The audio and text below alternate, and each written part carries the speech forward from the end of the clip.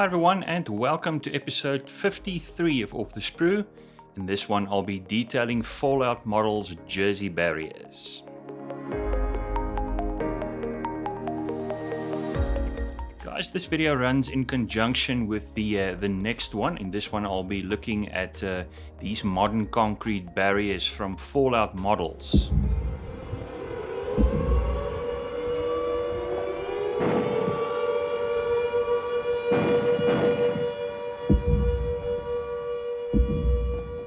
The kits that I'll be building and detailing in this video has been kindly sponsored by Fallout Models here in South Africa. Do check out their website, falloutmodels.com, and there's plenty of stuff there that will really enhance your diorama work. Highly recommend it. Now in this video I'll be detailing concrete barriers from these two sets from Fallout Models. This will be part of my T72 diorama, and in reference pictures you can clearly see these concrete barriers in use on roads in Kuwait and Iraq. This is one of the barriers that I'll be using, one with this lovely damage detail on the side. That of course comes from the damaged concrete barrier set. I'll also be using a barrier from the standard set.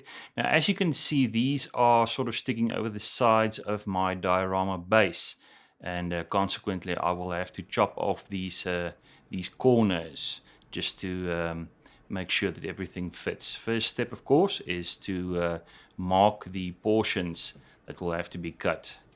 As always, measure twice, cut once. I used a Tamiya styrene saw to cut this in half. It went very smoothly, no issues whatsoever. After the cut, this now fits perfectly onto the base of my diorama. The standard barrier features these steel hoisting points, and I would like to add some to the damaged barrier as well. And guys, if you ever wondered what's in this box, well, there's the answer, all sorts of wire and stuff that I use for my diorama building. I'll be using sections of galvanized wire, 0.7 millimeter, and once the necessary holes have been drilled into the concrete barriers, it's very easy to just insert those wire hoisting points. There you can see the result.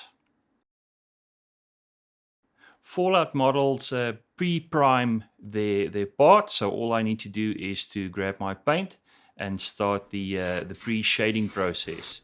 In this case, I'm first coating the entire concrete barrier with black, and then I start filling in with white, just to create those high contrasting colors that we will apply our base color over.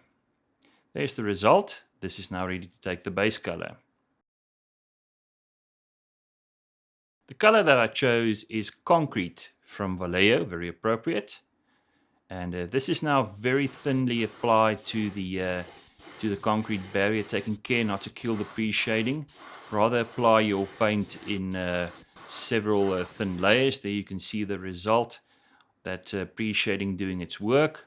And there's the damaged barrier. Loving this look.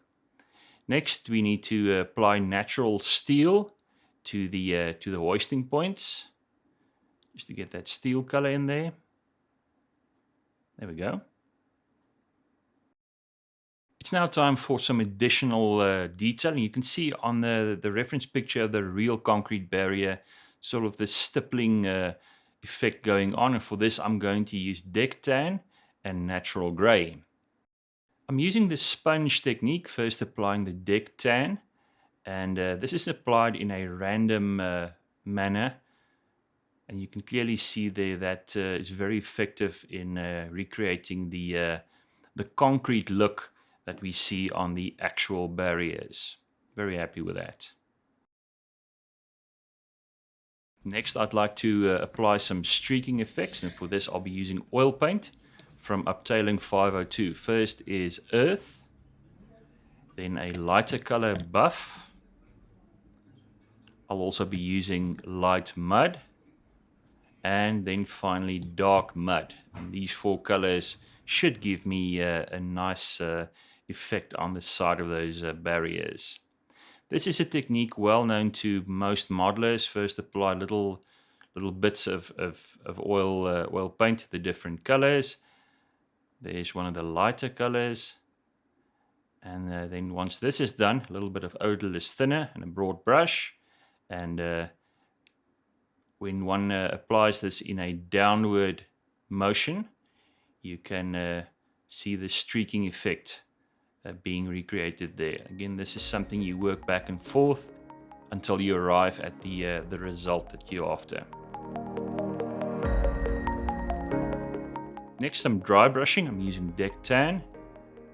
I'm using a dry brush from Ammo Meg, and dry brushing all the corners and the raised detail on that part. The steel hoisting points will have some rust on it, and I'm using light rust from Vallejo's Panzer Aces range just to add this. Guys, and there's the result. Certainly happy with that. However, we're still lacking the dusty look of a concrete barrier, and for that I'm going to use pigment, this one being from Ammo Meg, the concrete pigment. This is brushed onto the part with a broad brush, and this will certainly give us that dusty sort of a concrete barrier look that we're after.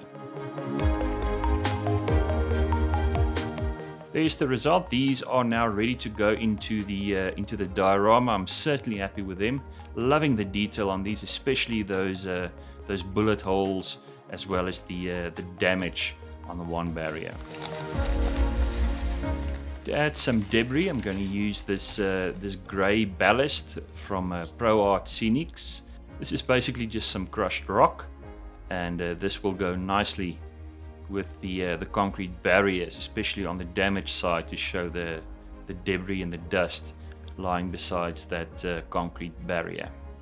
Guys, that's the result. It's now been placed on the diorama base, and these two concrete barriers certainly complement that base. I'll be covering the entire construction of this diorama in the next video, so please join me in episode 54 coming up next, and I'll show you what I did with the rest of the diorama elements. This is a list of all the products that I used. You can see those two concrete barrier sets from Fallout Models right at the top there. Again, many thanks to the owner of Fallout Models, Quentin, for kindly sponsoring me with these concrete barriers. I'm a big fan of Fallout Models products, and I can definitely see myself using more of these on future builds. Do check out their website. Guys, that's it for this video. You can follow the progress of this build on my Instagram. Please do join me in the next video, where I will show you how the entire diorama came together.